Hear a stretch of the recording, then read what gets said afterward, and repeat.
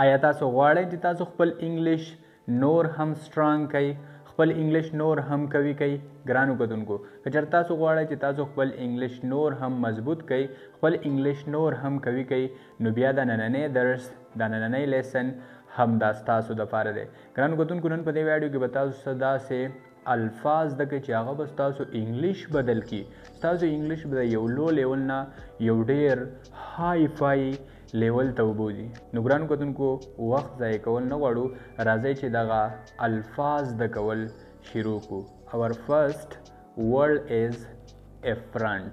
ګرانو کتونکو زمونږ اولنی لفظ چې کومه دی هغه افرنٹ دی، او افرنٹ ویلی کېږي برملا توهین کرنا، د چا په ښکاره باندې بېعزتي کول، د چا په ښکاره باندې توهین کول، دې ته په انګلیش لینګویج کې ویلی کېږي افرنٹ، یعنی د چا هتک کول.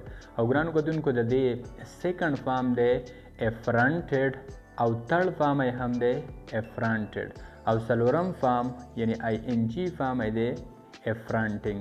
لکه فار ایگزامپل که زه ویم چې اسرائیل افرنټس فلسطین، نو د دې مطلب دا دی چې اسرائیل په ښکاره باندې د فلسطین هتک کوي، اسرائیل په ښکاره باندې د فلسطین بېعزتي کوي. اسرائیل افرنټس فلسطین مطلب دا دی چې اسرائیل په ښکاره باندې د فلسطین هتک کوي، بېعزتي کوي. another word is afflict، او afflict ویلی کېږي دک دینا، تکلیف دینا، چاته تکلیف ورکول، دې ته په انګلیش لینګویج کې ویلی کېږي afflict. او د دې سیکنډ فارم دی afflicted، او تھرډ فارم یې هم دی afflicted، او څلورم حالت یې دی afflicting.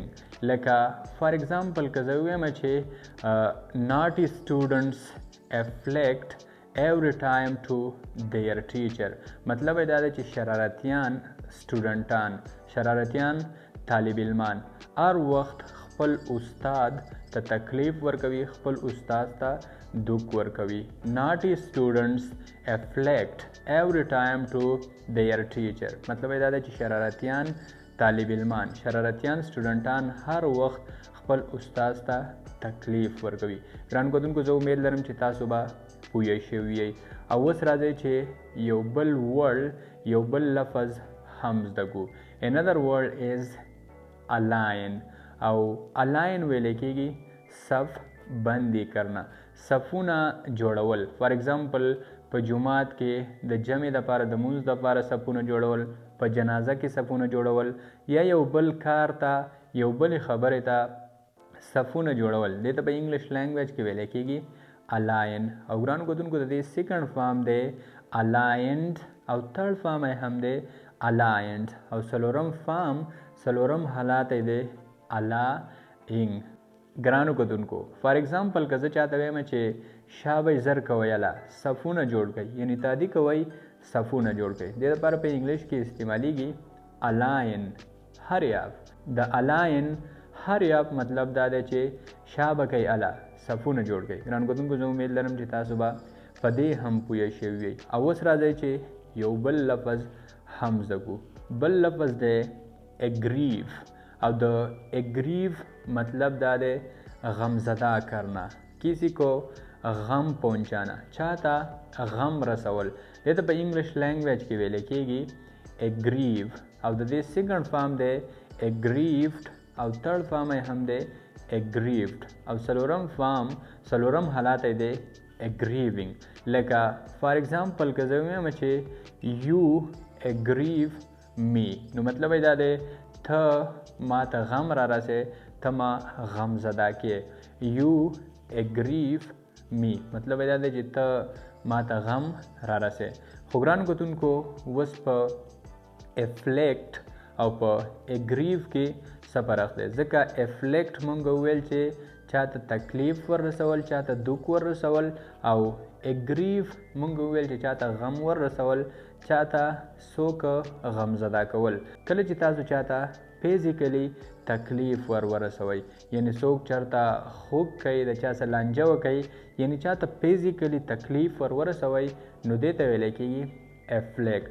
او اګریف ویل کېږي څوک غمجن کول، چا سره یو ناانصافي کول، د چا سره یو ناجایزه کول، څوک غمجن کول، څوک غمزده کول، دې ته ویل کېږي اګریف. ګران ګودونکو زه امید لرم چې تاسو به په افلیکټ او په اګریف د دې دواړو په منځ کې چې کومه فرق دی، کومه ډیفرنس دی، تاسو به په هغې باندې پوه شوي یئ. او زه امید لرم چې تاسو به د دې ویډیو نه ډېره زده کړه هم کړې وي، تاسو ته به د دې ویډیو نه ډېره زیاته فایده شوي وي. که چېرته تاسو واقعي د انګلیس زده کولو څه شوق لرئ، تاسو په حقیقت کې غواړئ چې تاسو انګلیش زده کوئ، نو بیا بالکل دا چینل ستاسو دپاره دی. او که چېرې تاسو په یو ټاپک کې کنفیوز یئ، یعنی ایکټ یو وایئ، سپیس یو وایئ، ماډل وربس، پارټس آف سپیچ، 12 ټینسز، دغسې ډایرکټ سپیچ، انډایرکټ سپیچ وغیره وغیره، او د دې نه چې نور هم څومره د انګلیس سره ریلیټډ خبرې دي، نور هم څومره ټاپکس دي، تاسو په دغې کې کنفیوز یئ، نو تاسو بالکل موږ ته په کمنټ سیکشن کې یو کمنټ پرېږدئ، او انشاءالله ستاسو دغه کنفیوژن، دغه مشکل به موږ ختمو، ځکه چې دا ستاسو خپل چینل دی. تاسو چې څه وایئ موږ به هم هغه کوو. یعنې تاسو چې په کومه ټاپک باندې کلاس اخیستل غواړئ، یعنې ویډیو جوړول غواړئ، نو انشاءالله موږ به هم په هغه ټاپک باندې تاسو ته یو نوي کلاس سره حاضرېږو. د ویډیو کتلو ډېره مننه. تھینک یو سو مچ. تھینک یو.